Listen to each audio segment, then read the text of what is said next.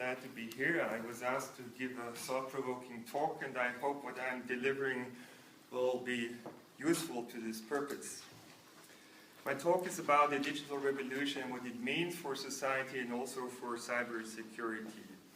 We all remember, of course, the cyber attacks in 2007 on Estonia, and since then we are very much worried about where this would go. We are also worried about what we call Twitter revolution. So is it really that social media are destabilizing our societies? Further on, we are finding us in a situation where people who want to protect our society sometimes find themselves criticized as for totalitarian thinking and also for disrespecting human dignity and rights. So how could it come that far? Well, we're at the beginning of a new era, the digital society. And that has a hell lot of implications. I cannot read this all, but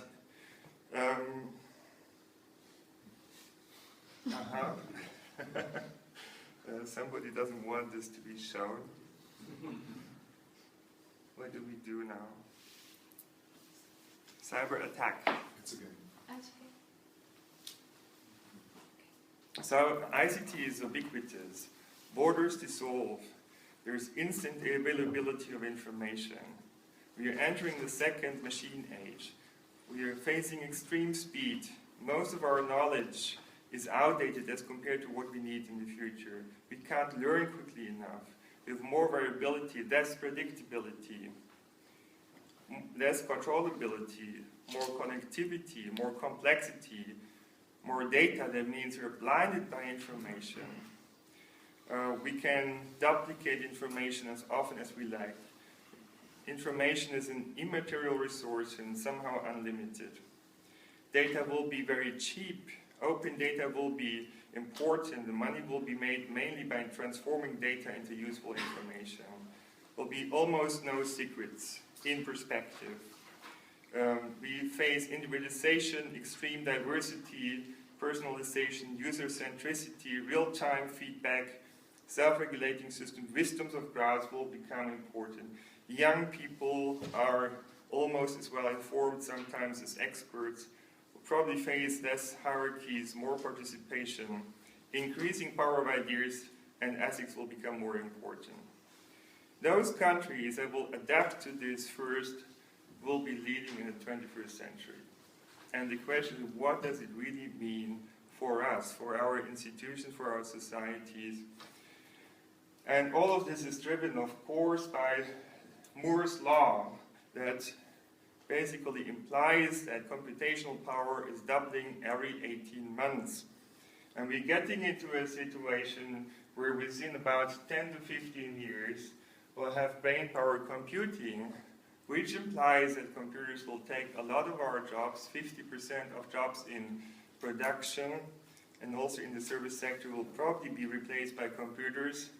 That will be a shock to our economy and our society, and we'll have to come up with new jobs in the creative and knowledge areas. At the same time, we're facing a big data tsunami. We're now producing in 1 year almost as much data as in the entire history of humankind. What does that imply? While information communication technologies have the potential to change most of our traditional institutions, our education system, the way we do research, the way we move, we go shopping, produce, our health system, politics, the economy, financial and insurance businesses, and war itself. And what is maybe the most worrying graph, even though it doesn't look like this, is this one, which looks at the transitions of our society from an agricultural society to an industrial society once the steam engine was invented. And then later on, the service society. And what now happens is that we are entering the digital society. So a fourth sector of our economy is coming up. Now, why is this worrying? not only because of the unemployment rates that I was talking about, but also it's really challenging our business. As Kodak has seen it, for example, it owns most of the digital camera patents, but still it was not able to transform itself quickly enough into a digital company, so it went bankrupt. And in some cities today, we see that we're also faced with bankruptcy, which partly related to this transformation. So if you put that in a historical perspective, then again we see this agricultural society followed by the feudal society, industrial society, service society, and knowledge society. And that went along with inventions and innovations. It went along with financial crisis and with wars and revolutions.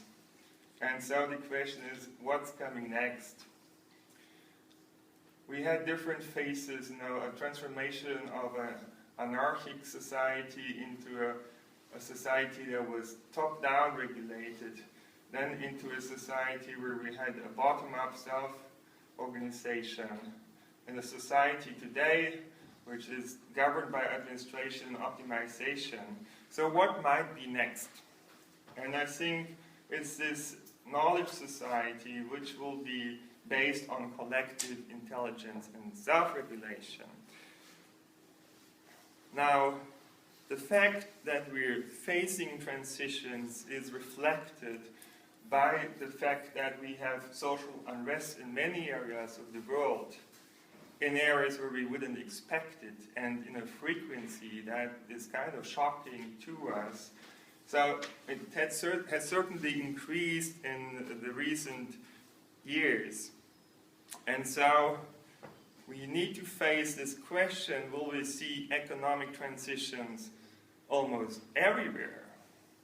Like Africa going from an agricultural society to an industrial society, China turning from an industrial society into a service society, and US, Europe, Japan, for example, turning from a service society into a digital society.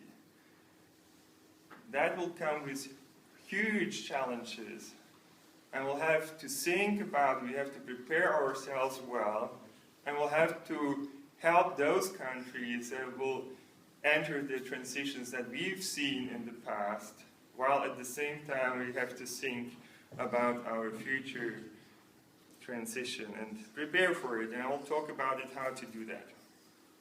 So one typical approach is that we say, okay, given all this social instability that we see in the world, can we use big data to govern the world? So can we, for example, come up with a crystal ball? Can we know everything? And given that knowledge is power, could we be even something like almighty? Could we have control of what's happening in the world? And could we use this knowledge to act like a wise king or a benevolent dictator, basically avoiding problems that people and companies are producing by selfish decisions, and basically as a government take the best decisions for everyone and implement it? That's a discussion that certainly has gone on here and there. However, identifying and executing the right actions will often fail for a number of reasons. One of the reasons is that there are errors of first, second, and third kind with big data analysis, and so draw the wrong conclusions.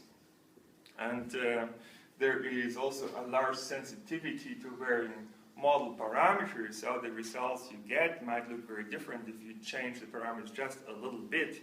These are just two of the problems that play a role. So I would like to say a powerful approach that fails in unpredictable ways is dangerous. And so if we go at cyber war, what could happen? Well, of course, that implies that cyber attacks will happen, governments will develop Trojan horses and so on, will perhaps lead to cyber war, but not just this, it also has implications for our economy. Criminals are also using these tools, using them, modifying them, and so we are seeing an explosion of cyber crime. And from that point of view, the question is, have we, by developing cyber war capabilities, also unintentionally promoted cybercrime? And finally, also there were political disruptions. So these are the possible side effects that can happen. And therefore, we need to understand our world and also cybersecurity as a problem of a complex dynamical system. And complex dynamical systems are characterized by self-organization. And self-organization is often counterintuitive. That means we could have amplification, feedback, cascade, and side effects that you didn't anticipate.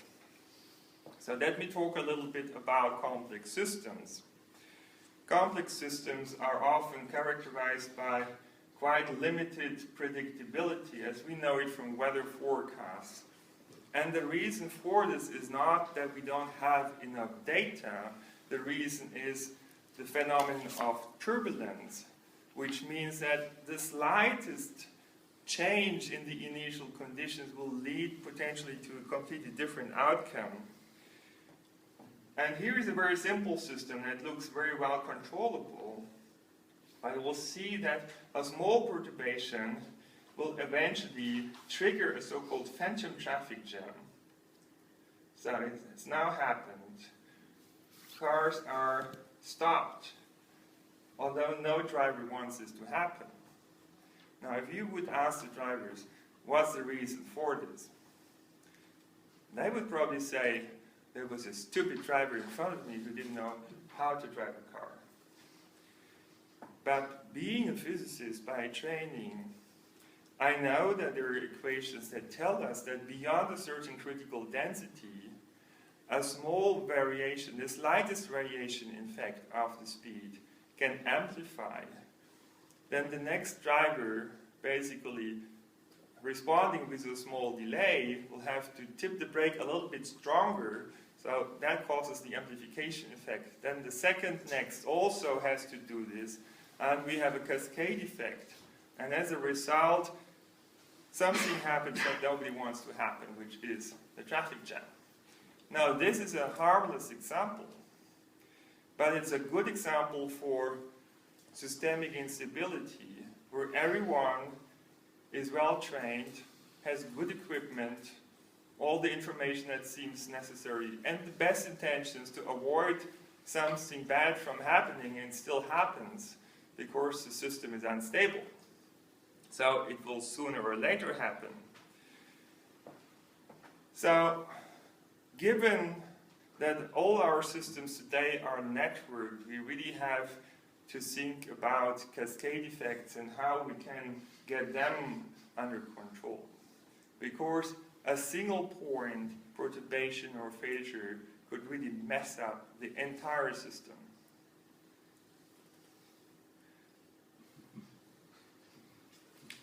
In fact, also, there is a good example. Skype disseminated a faulty auto update in December 22nd, and that caused a denial of service problem affecting worldwide data traffic in the end. Now, we would often think, okay, we need to control complexity. But as this is expensive, we need to have a lot of regulations, tens of thousands of laws. We need institutions to enforce these regulations, and we have to pay a price for it. And what we see is that most industrialized countries now have a debt level of 100 or even a 200% of GDP. So the question is, will we be able to afford this approach in the future? or maybe we have to change our way of thinking. As Albert Einstein said, we cannot solve our problems with the same kind of thinking that created them. And I personally believe that we are often trying to solve 21st century problems with 20th century thinking. So how could we reach more information security? It would require, given this network cascading effects that might matter, it requires redundancy, more diversity, and more autonomy. We are often talking about governing the world, and we have many coordination problems to solve. And there are two concepts, world government versus world governance. And the first one would be top-down. The second one would perhaps be bottom-up. What I'd like to point out is the higher the level of complexity in the system, the more autonomy do we need in order to handle the complexity. This is not just because diversity is important. I would like to point out that diversity, not war, is the main driver of innovation and cultural evolution. This is also the case because of this graph. This is one of the most important graphs. It looks at the capacity of computers over time, which is exponentially increasing because of Moore's law. The data storage capacity is increasing even faster. So eventually we're getting from a situation where we didn't have enough data to take good decisions into a situation where we pay too much attention to some problems while forgetting about others. But there's a third curve, the red one, which shows the increase of the level of complexity, and that changes in a factorial way, that means much faster than exponentially, and it implies that sooner or later we'll lose top-down control ability. So does it mean we'll lose control over the world? No, but we have to go about the problem in a completely different way. We need to enable self-regulation. So we need to go away from this top-down regulation approach where we tell exactly what everyone has to do, to a situation that enables everyone to take the right decisions. And here is really an astonishing example, an intersection that I filmed in Egypt, which shows that there's almost a perfect self-regulation despite the extreme diversity of traffic participants. So people almost never have to stop here, and you would wonder, why is this the case? And it has a simple reason. It's the design that matters, that enables people to do this. We have a unidirectional traffic flow here. We have a unidirectional traffic flow in the opposite direction over there. And in between, we have a small buffer that allows everyone to adjust the speed in a way that would allow to find a gap in the traffic flow. So this is institutional design. This is how you should think about the systems of the future. And so the great vision that I would like to promote is that we can make Adam Smith's vision of the invisible hand come true by combining cybernetics and complexity theory with real-time data to create self-regulating systems.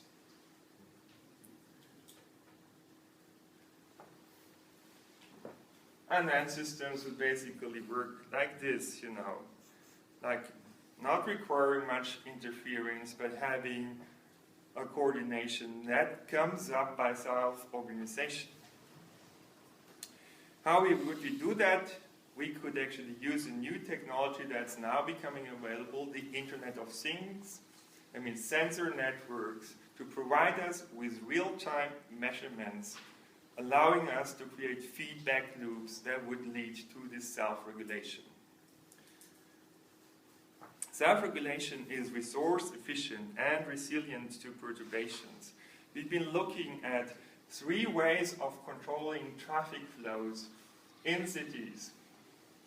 Today we still have this top-down approach where we have a traffic control center which basically collects all the information all over the city, then tries to optimize the traffic light control and imposes this like a benevolent dictator on the entire city. Yeah, that's the concept, at least.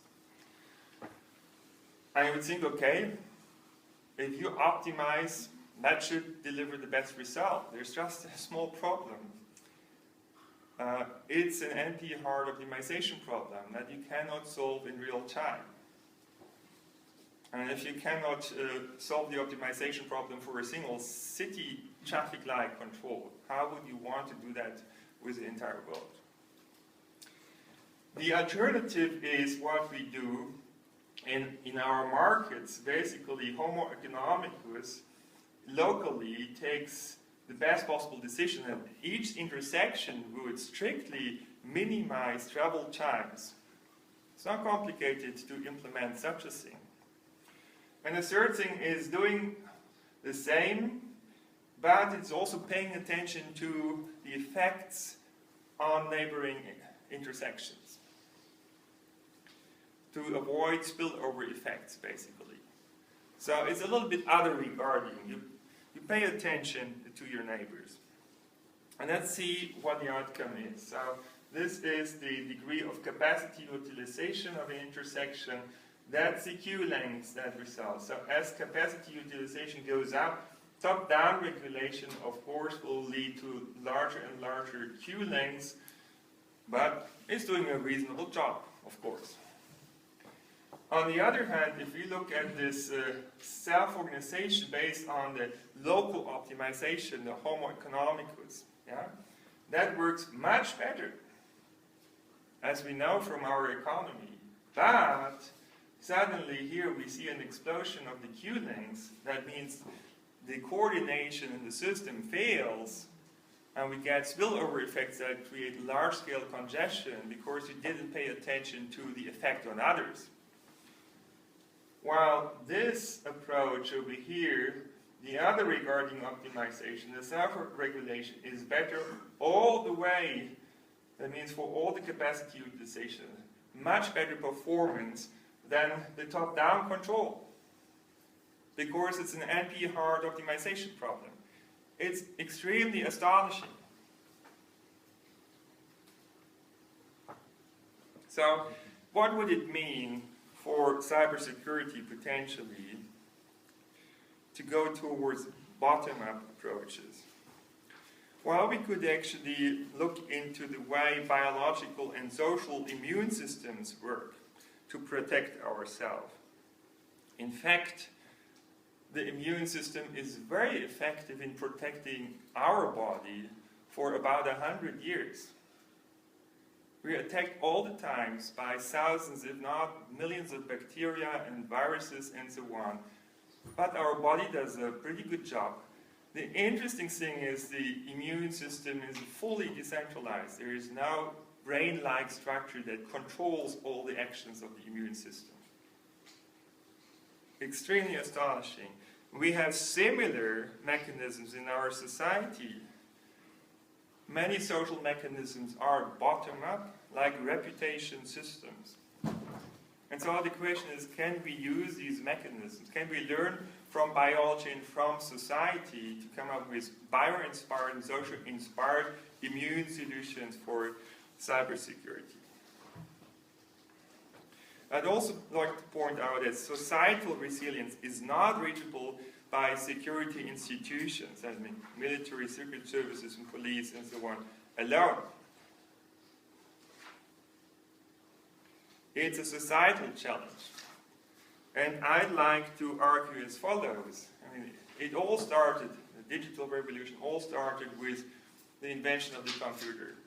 And at that time, IBM chief Watson said, okay, I think we'll maybe sell 5 computers to the world.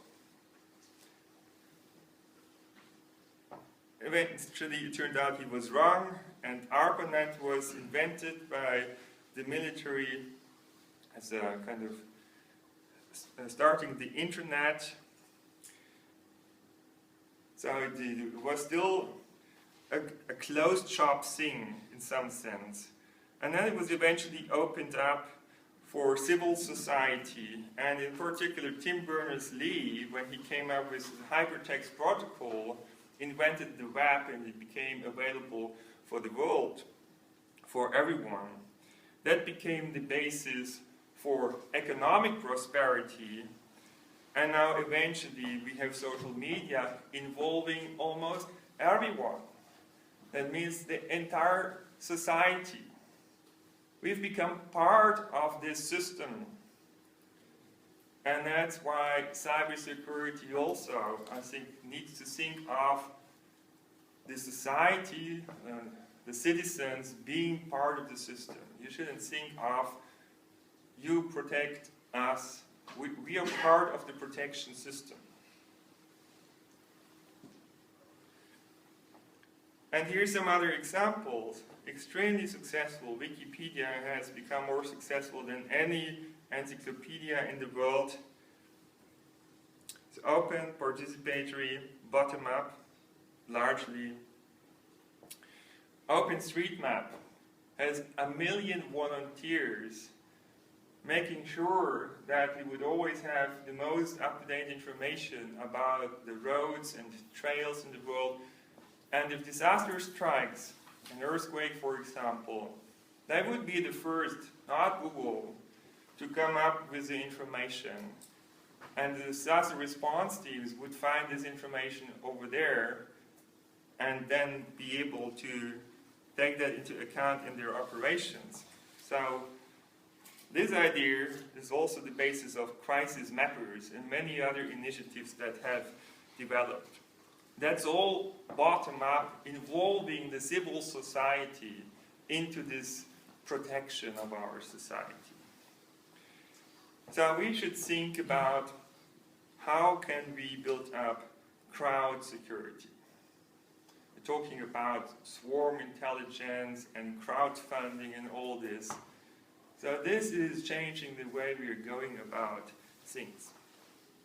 And here is a nice experiment that has been performed in a laboratory where people could choose between two kinds of systems in which they had to play a social dilemma game, which usually would lead to a non-cooperative situation, although everybody would prefer to have a cooperative outcome. In a social dilemma situation, cooperation is unstable, as the free traffic flow has been unstable in the movie I've shown you. And that's why something happens that nobody wants. Now it turns out that in a setting that allows you to sanction non-cooperative behavior, cooperation can thrive, and so people choose that system where they can sanction other people. But it happens mainly in the beginning, and then everybody has learned to behave, and so sanctioning almost doesn't happen anymore. That's quite interesting. So I think it's time to create suitable institutions for the 21st century, and that would be global, trustworthy, transparent, open, and participatory ICT platforms. But how? What does it take?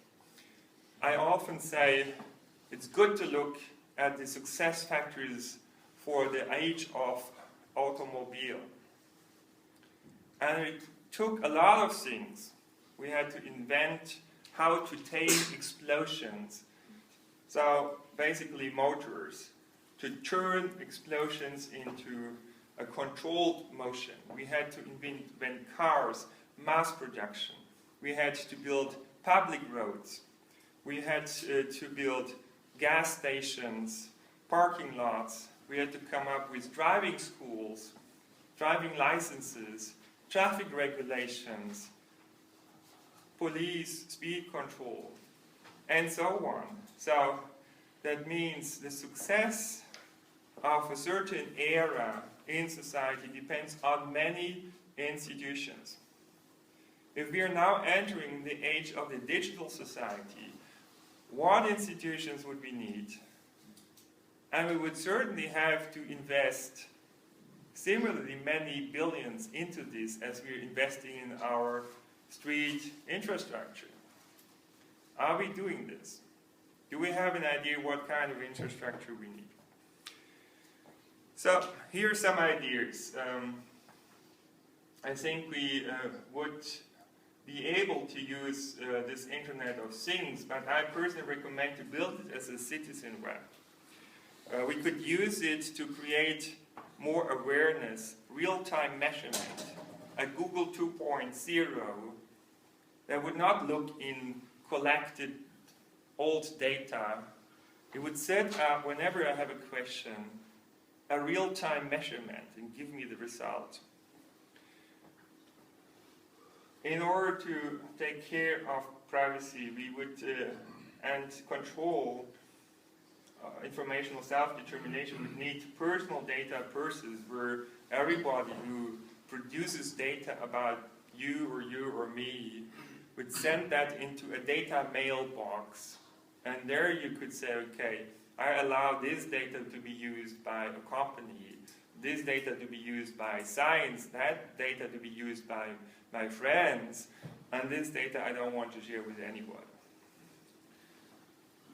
We would need to build global participatory platforms, I mean a Wikipedia for data and algorithms and so on. We would need reputation systems in order to promote responsible behavior and other mechanisms as well. We would need micropayment systems in order to reward innovators and contributors of data, intellectual property, and so on. We'd need an innovation accelerator. We'd need a digital mirror world, sometimes also called living Earth simulator, and maybe also virtual worlds that are interactive. So here are basically some pictures to illustrate these different things. And I'd like to zoom into the planetary nervous system because that's something I'm particularly interested in myself, and I'd like to build it. And I cannot do it by myself. So Future ICT came up with a number of basically measurement devices, and not just measurement instruments for the exploration of our world. And the planetary nervous system, besides the living Earth simulator, global participatory platform is one of them. It would be there to sense and understand the world in real time. And I'd like to point out that tailored measurements are much better than mining big data. What could we do with it? We could measure things like social footprint, social capital, the success factors of our society that we cannot see. Just imagine an X-ray machine. How many lives has it saved? Because it can see things that we couldn't otherwise see. We can build a measurement device for our society that allows us to see emerging diseases of society such as conflict and war before they happen. And create new compasses for decision makers. Here is actually some work that we've done where we've mined millions, if not billions, of Google News articles for certain keywords in order to measure tension between countries. And it turns out that from this you can derive a probability that two countries would go on war within the next 6 months. We also see an interesting thing over here that basically the war on Iraq was spreading tension in the entire region. And one question that I'm wondering about is whether this instability that it caused might also have been a factor contributing to the Arab Spring. Then I'd like finally to point out that we need to be better than Google. Let's take this example of spreading of diseases, and of course spreading of computer viruses is in some sense a similar exercise. So we know emerging diseases are a big threat to the world. And the World Health Organization is therefore collecting data from all hospitals all over the world. But with a 2 weeks delay only, they will know what really the situation is. Then Google say, okay, we have Google flu trends. We see when people say, I have a headache, I have a fever, I don't feel well. And from this we can somehow derive the likely number of people who are ill. We can nowcast, we can know that now, in real time. And it's been sold as a great success story, but recently it has been questioned quite a bit. I'd like to say we can be better than that. But it cannot be done just by data mining. It requires science. So if you look at the spatial temporal spreading of diseases, you'll get confused because it doesn't seem to make sense, the order in which the cities light up with these infection cases. And the reason for this complexity is that we have so much air travel. However, that does not just produce a chaotic dynamics. We can turn it around and use this information about the travel volumes between all the airports in the world to derive an effective distance measure. Without that effective distance measure, that means in real distance we get really a wildly scattered cloud of data that doesn't tell us much. If we look at the same thing from the perspective of the effective distance, then suddenly you get linear dependencies and predictability. And it's because you have now a dynamics that you can understand very well, which is a circular spreading within this effective distance. Now, if you look at the infection cases from each single airport of the world, you will see that the infection spreading pattern will look circular from one of the airports. That's the most likely source of the disease. This is important because in the beginning, when there is a new disease, you often don't know where did it come from, and you need to know the case zero in order to learn more about how the disease emerged in the first place. But it's also important to predict the further spreading. Once you know where it started, and in combination with the circular spreading, you will be able to predict what will be the most likely cities hit next by your flu, and the second next, and so on. So if you have limited medical resources, you can put them there. So that means data, not even big data, combined with scientific understanding will deliver you much better insights. And that's why I'm saying that we need to have targeted measurement possibilities and not just big data analytics in order to address the challenges. So I'm closing by saying we need a joint global effort to master the global 21st century challenges and build the framework for the emerging digital age. Let's do that together. Thank you.